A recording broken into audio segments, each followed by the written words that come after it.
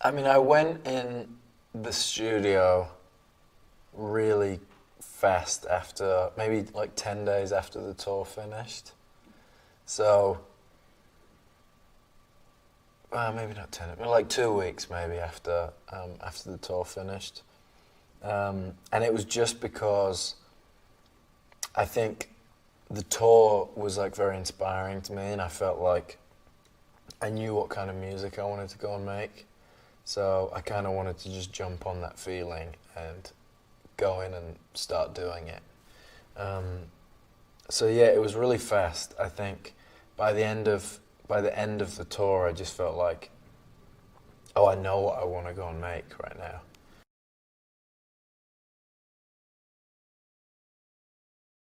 I'd say the album making process is so long and it's so self-indulgent. You're kind of navel gazing the whole time that it's bound to kind of come in peaks and troughs. And sometimes you feel so good making it. Sometimes you get frustrated and you get really self-conscious about stuff. And I think the freeing part of making this album was I spent quite a long time kind of thinking about what I guess success meant to me, and I think during the course of making the album, I kind of redefined, how I defined success, and just through like conversations with friends and working and kind of, there was, a while where I was thinking about what kind of record I should be making, and Tyler kind of just said, you have to just, I at one point was kind of saying, I feel like I need to make this now.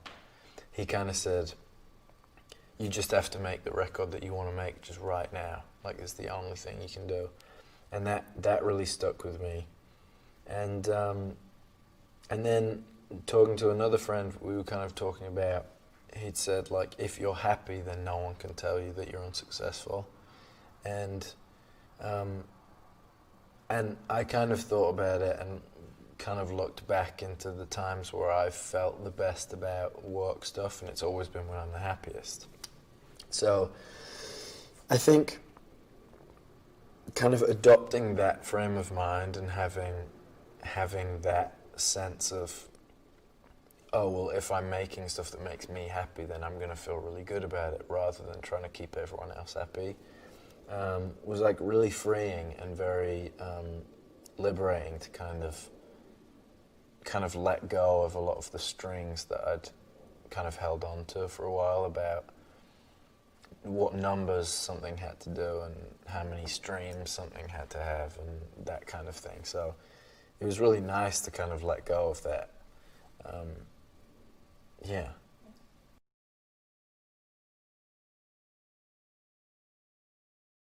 I don't know, actually. Lights Up was the most unorthodox, probably the most unorthodox song I've ever made. It was written via like voice notes when I was writing it with Tyler. So we were kind of, he'd sent me a track and we were kind of sending voice notes back and forth with stuff, and then I was writing and wrote the lyrics and stuff, and then we kind of got together in the studio to record it really quickly. We don't usually do that, and then on the second day, I kind of said, we need to get the choir in to do the choir stuff. And usually we do all the choir stuff right at the end, so that was kind of strange. It was like, is this too early to put the choir on? And then we put the choir on, and it just kind of made the song and kind of took it to a different place. And I think my favourite part about Lights Up is I don't really know what it is. I don't know like what the song is, even when when I hear it now, or if it comes on the radio or something, I'm kind of like, okay, it doesn't necessarily make that much sense to me, but I think realizing that it doesn't always have to make sense is part of the part of it that makes me like it, I guess.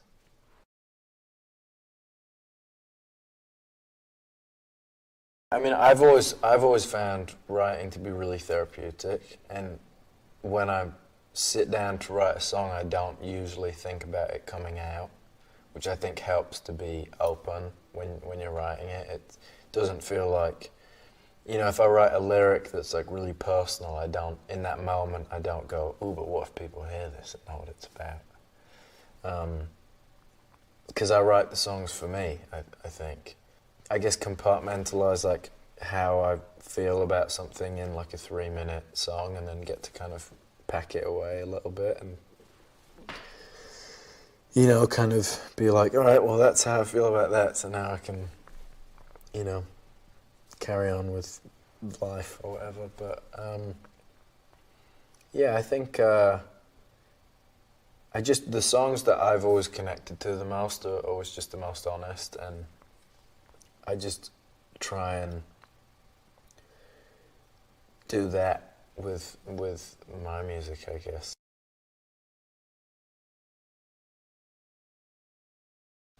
Treat People With Kindness was the last song that was made for the album. I'd always had an idea after the first tour that I wanted to do a Treat People With Kindness song at some point. Had no idea what it was going to sound like, but kind of thought it'd be cool at some point, and thought, kind of was a bit like, is that too corny? You know, and then I think when I was in the studio and we were kind of playing around with this idea, and Jeff Basker said, why don't you just do that? Why don't you just say that? Which has kind of been a theme with him. He's pretty good at kind of just pushing that thing. It was kind of the same thing with when we wrote Kiwi. We were kind of laughing about how funny it would be to write a song that said, I'm having your baby, it's none of your business. And it was kind of a joke that we had. And then he came and was like, why don't you just do that? And we were like, okay.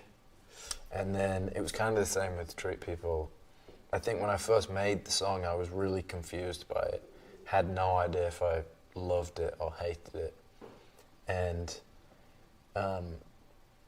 because the same, I think, I just didn't know what it was. I was like, I've never made a song that sounds like this. It kind of makes me feel a bit uncomfortable. And then I realized that that wasn't necessarily a bad thing, and that it didn't mean it wasn't good, because it made me feel weird. And now I love it.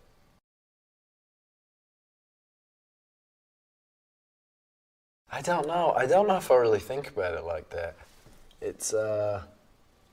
It's such an interesting thing. I think you go through like different moments with the songs, because you obviously write them and then they're kind of yours for so long, and then you start playing them to people and you hear them in a different way, because you start to think, oh, I wonder how it sounds to that person who's never heard it before.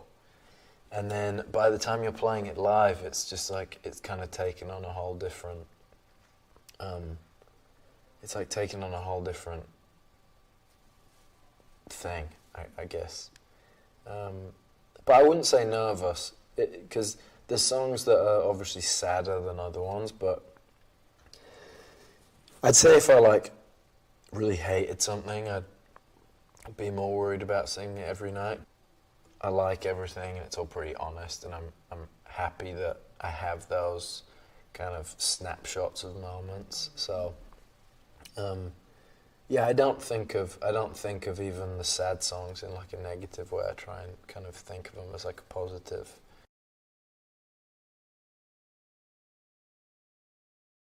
I'm very excited to go to Mexico. Very excited to go to Argentina.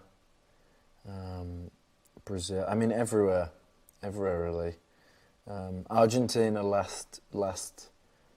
on the last tour was just this kind of, the show was just kind of like this next level thing, and I didn't really remember a show that had made me feel like that really ever. It was just, there was so much energy in the room, and definitely holds like a special place in my heart. So I'm definitely excited to go back to Argentina and Mexico and always Japan.